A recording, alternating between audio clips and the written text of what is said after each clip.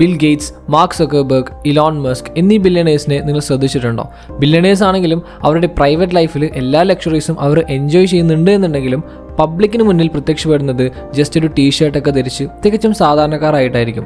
അവരുടെ ജീവിതം അവരുടെ ചോയ്സ് അല്ലേ, അവർ ഇങ്ങനെയുള്ള ലൈഫാവും പ്രിഫർ ചെയ്യുന്നത് എന്നൊക്കെ നിങ്ങൾക്ക് തോന്നാം. പക്ഷേ ശരിക്കും അത് തന്നെ ആയിരിക്കുമോ അതിന് കാരണം? എല്ലാം ഉണ്ടായിട്ടും പബ്ലിക്കിന് മുന്നിൽ അവർ എന്തുകൊണ്ടാവും പുവറായിട്ട് സ്വയം എസ്റ്റാബ്ലിഷ് ചെയ്യുന്നത്? ഇത് നിങ്ങൾക്ക് അറിയാൻ ഇടയില്ലാത്ത ഒരു കാര്യം ഞാൻ പറയാം. ആക്ച്വലി ഇവരെല്ലാം ഇങ്ങനെ പ്രത്യക്ഷപ്പെടുന്നത് അവർക്ക് പബ്ലിക്കിന് മുന്നിൽ ഇത്തരത്തിലുള്ള ഒരു ഇമേജ് ക്രിയേറ്റ് ചെയ്യാൻ വേണ്ടിയിട്ടാണ്. ലോകത്തുള്ള സാധാരണക്കാരായ ജനങ്ങൾക്ക് അവർ റിലേറ്റബിൾ ആണെന്ന് തോന്നാൻ കൂടി വേണ്ടിയിട്ടാണ്. ഞാൻ സിമ്പിളായിട്ടാണ് ജീവിക്കുന്നത് എന്ന് കാണിക്കാൻ വേണ്ടിയിട്ട് ഇവരിൽ പലരും PR ടീംസിനെയും ഏജൻസീസിനെയും എല്ലാം ഹയർ ചെയ്യുന്ന പോലും ഉണ്ട്. പോരാത്തതിന് ഇവയെല്ലാം വളരെ ന്യൂസ് വാല്യൂ ഉള്ള കാര്യങ്ങൾ പോലെ സെലിബ്രേറ്റ് ചെയ്യപ്പെടുകയും ചെയ്യുന്നുണ്ട്. എന്നാൽ ഇതേ സമയം മിഡിൽ ക്ലാസ് പീപ്പിൾ എന്താണ് ചെയ്തുകൊണ്ടിരിക്കുന്നത്?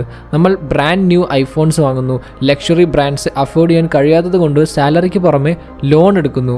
എന്തിന്? ലക്ഷറി ബ്രാൻഡ് വാങ്ങാൻ ക്യാഷ് ഇല്ലാത്തത് കൊണ്ട് ഒരു ചൈനക്കാരൻ തൻ്റെ ഇൻറ്റേർണൽ ഓർഗൻസ് വിൽക്കുക പോലും ചെയ്തിട്ടുണ്ട്. എന്നാൽ സത്യത്തിൽ നമ്മളും അൾട്രാ റിച്ച് ആയിട്ടുള്ള ആളുകളും എക്സ്ട്രീംലി ഓപ്പോസിറ്റ് ആയിട്ടുള്ള കാര്യങ്ങളാണ് ചെയ്യുന്നത്. ഈ ഡിഫറൻസ് മനസ്സിലാക്കണം എന്നുണ്ടെങ്കിൽ നമ്മൾ ആദ്യം 2 പിരമിഡ്സിനെ കുറിച്ച് അറിഞ്ഞിരിക്കണം. നമ്മൾ ഫസ്റ്റ് ഡിസ്കസ് ചെയ്യാൻ പോകുന്ന പിരമിഡാണ് ദ വെൽത്ത് പിരമിഡ്.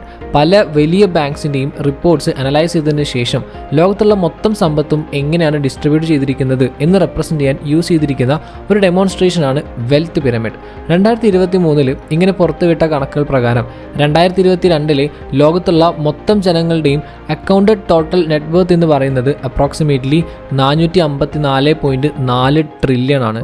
ഇനി ഈ സമ്പത്തിനെ 4 ഭാഗങ്ങളാക്കിയാൽ, അതായത് less than $10,000, $10,000 to $100,000, $100,000 to $1 million, more than $1 million എന്നിങ്ങനെ ആക്കി കഴിഞ്ഞാൽ ലോകത്തുള്ള മൊത്തം സമ്പത്തിൻ്റെ 45.8% ലോകത്തുള്ള 1.1% ആളുകളുടെ കയ്യിലാണെന്ന് നമുക്ക് മനസ്സിലാക്കാൻ പറ്റും. ഇത് ഏകദേശം 208.3 ട്രില്യൺ വരും. അടുത്ത കാറ്റഗറി ആയ 100K to $1 million ഉള്ളതാവട്ടെ ജനസംഖ്യയുടെ 12% വരുന്ന ആളുകളുടെ കയ്യിലാണ്. ഇത് ഏകദേശം 178.9 ട്രില്യൺ വരും.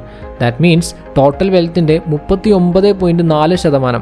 സിമ്പിളായി പറഞ്ഞാൽ ഗ്ലോബൽ വെൽത്തിൻ്റെ 80% വരുന്ന ഭാഗവും ഈ ലോകത്തുള്ള 13% ജനങ്ങളുടെ കയ്യിലാണെന്ന് സാരം. സമൂഹത്തിലുള്ള ഇത്രയും ഹ്യൂജായ ഡിഫറൻസ് മറച്ചു വെക്കാൻ കൂടി വേണ്ടിയിട്ടാണ് ആദ്യം പറഞ്ഞതുപോലെ അൾട്രാ റിച്ച് ആയിട്ടുള്ള ആളുകൾ അവർ എക്സ്ട്രീംലി സിമ്പിളായിട്ടാണ് ജീവിക്കുന്നത് എന്ന് നമ്മളെ കാണിക്കാനായിട്ട് ശ്രമിക്കുന്നത്.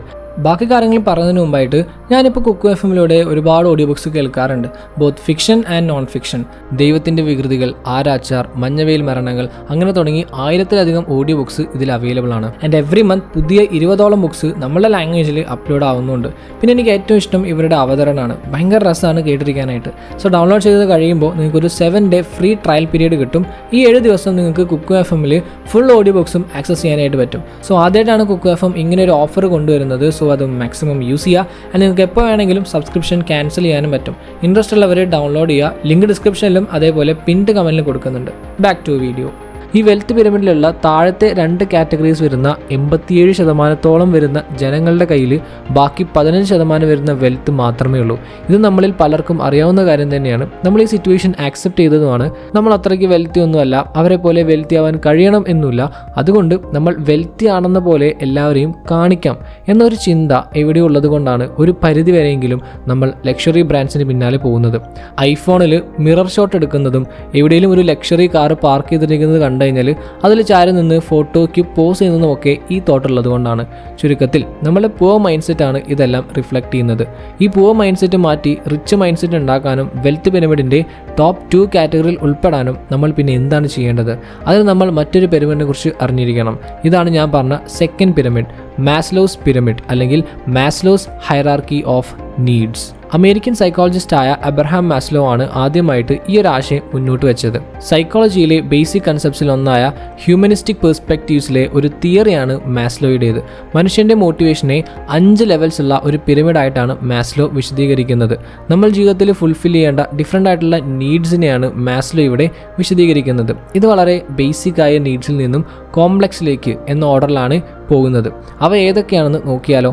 Number 1, physiological needs. നമ്മളുടെ അതിജീവനത്തിന് ആവശ്യമായിട്ടുള്ള ഏറ്റവും ബേസിക് ആയിട്ടുള്ള കാര്യങ്ങളാണ് ഫിസിയോളജിക്കൽ നീഡ്സിൽ ഉൾപ്പെടുത്തുന്നത്.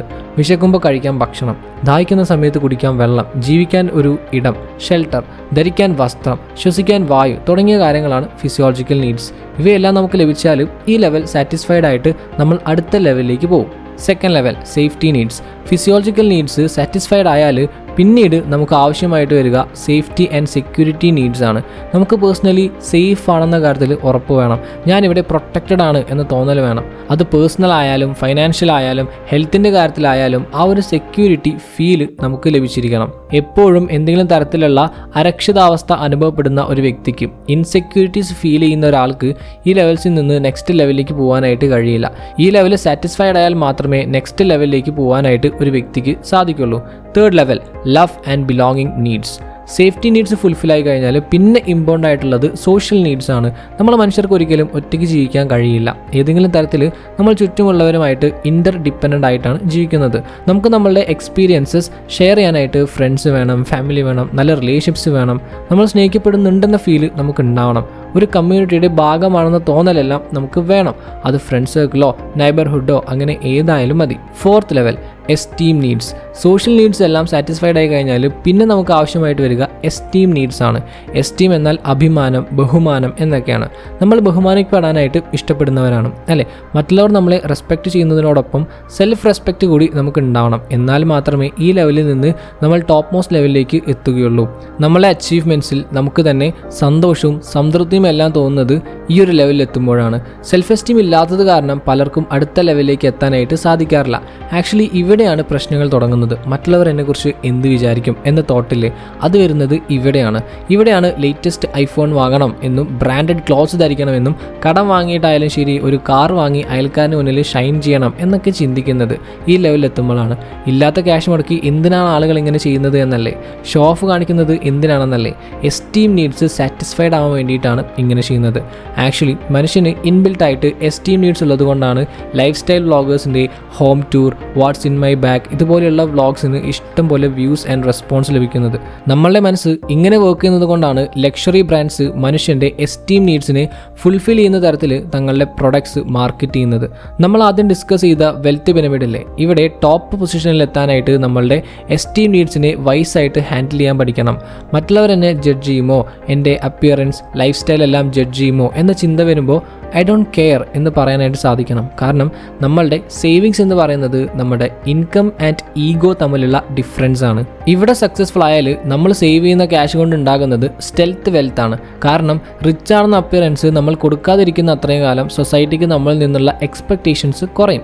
ഇതുകൊണ്ടാണ് ഒരു ക്രൈസിസ് വരുമ്പോൾ സെലിബ്രിറ്റീസിനെ പബ്ലിക് ടാർഗറ്റ് ചെയ്യുന്നത്. ഇപ്പോൾ അൾട്രാ റിച്ച് ആയ ആളുകൾ ഒരു പരിധിവരെ തങ്ങളുടെ ലൈഫ് മാസ്ക് ചെയ്യുന്നത് എന്തിനാണെന്ന് നിങ്ങൾക്ക് മനസ്സിലായി എന്ന് വിശ്വസിക്കുന്നു. സിമ്പിളായി സാധാരണക്കാർക്ക് റിലേറ്റബിൾ ആയ രീതിയിൽ അപ്പിയർ ചെയ്യുമ്പോൾ ഈ എക്സ്പെക്ടേഷൻസ് നാച്ചുറലി കുറയും. അവരുടെ വെൽത്ത് കൊണ്ട് അവർ സാറ്റിസ്ഫൈഡ് ആണ്, അവർക്കാരെയും ഇംപ്രസ് ചെയ്യേണ്ട കാര്യവുമില്ല. മാസ്ലോയുടെ ഫോർത്ത് നീഡ് സാറ്റിസ്ഫൈ ആയി കഴിഞ്ഞാൽ നെക്സ്റ്റ് ലെവലിലേക്ക് ഓട്ടോമാറ്റിക്കലി നമ്മൾ പോകും. Fifth level self actualisation needs. മാസ്ലോയുടെ ഹൈറാർക്കി ഓഫ് നീഡ്സിലെ ലാസ്റ്റ് ആൻഡ് ടോപ്പ് മോസ്റ്റ് ലെവലാണ് സെൽഫ് ആക്ച്വലൈസേഷൻ. ഒരു മനുഷ്യന് തൻ്റെ ഫുൾ പൊട്ടൻഷ്യൽ റിയലൈസ് ചെയ്യുകയും തൻ്റെ തന്നെ ബെസ്റ്റ് വേർഷൻ ആവുകയും ചെയ്യുമ്പോഴാണ് ഒരാൾ ഈ ലെവലിൽ എത്തുന്നത്. ഈ ലെവലിൽ എത്തിയ ഒരാൾ കണ്ടിന്യൂസ്ലി ലേൺ ചെയ്യുകയും ഇംപ്രൂവ് ചെയ്യുകയും ചെയ്തുകൊണ്ടേയിരിക്കും. തൻ്റെ കഴിവുകൾ അത് ആർട്ട്, മ്യൂസിക്, റൈറ്റിംഗ് അങ്ങനെ ക്രിയേറ്റീവ്ലി എക്സ്പ്രസ് ചെയ്യാൻ കഴിയുന്നതും പാഷൻ ഫോളോ ചെയ്യാനായിട്ട് തുടങ്ങുന്നതും ലൈഫിനൊരു പേർപ്പസ് ഉണ്ടെന്ന് റിയലൈസ് ചെയ്യുന്നതും എല്ലാം ഈ ഒരു ലെവലിൽ എത്തുമ്പോഴാണ്. സിമ്പിളായിട്ട് പറയുകയാണെങ്കിൽ നമ്മളൊരു ഫുള്ളി ഫങ്ഷനിങ് പേഴ്സൺ ആകുന്നത് സെൽഫ് ആക്ച്വലൈസേഷൻ നീഡ്സ് ഫുൾഫിൽ ചെയ്യുമ്പോഴാണ്. നമ്മൾ നേരത്തെ പറഞ്ഞ വെൽത്തി കാറ്റഗറിയിലെ ആളുകൾ ഷോ ഓഫ് കാണിക്കുന്നതിന് പകരം അവർ തങ്ങളുടെ സംതൃപ്തിക്ക് വേണ്ടിയിട്ടാണ് ഓരോ കാര്യങ്ങൾ ചെയ്യുന്നത്. അത് ഡൊണേഷൻ ആവട്ടെ മറ്റെന്തും ആവട്ടെ. അപ്പോൾ ഫ്രണ്ട്സ്, വെൽത്തി പിരമിഡിൽ ടോപ്പ് ലെവൽസ് അച്ചീവ് ചെയ്യണമെങ്കിൽ ഹൈറാർക്കി ഓഫ് നീഡ്സിൽ വളരെ ബുദ്ധിപൂർവ്വം മുന്നോട്ട് നീങ്ങാനാണ് നമ്മൾ ശ്രമിക്കേണ്ടത്. സ്റ്റെൽത്ത് വെൽത്ത് ക്രിയേറ്റ് ചെയ്യാനാണ് നാം ശ്രമിക്കേണ്ടത്. നമ്മുടെ ലൈഫ് മറ്റുള്ളവരുടെ കാഴ്ചവസ്തു ആക്കുന്നതിനേക്കാൾ എന്തുകൊണ്ട് നല്ലത് സ്ട്രോങ് ആയ ഒരു ഫൗണ്ടേഷൻ ഉണ്ടാക്കാനാണ്. So friends, that's all for today. Video എല്ലാവർക്കും യൂസ് വിചാരിക്കുന്നു. അങ്ങനെയാണെങ്കിൽ like, share and follow for more.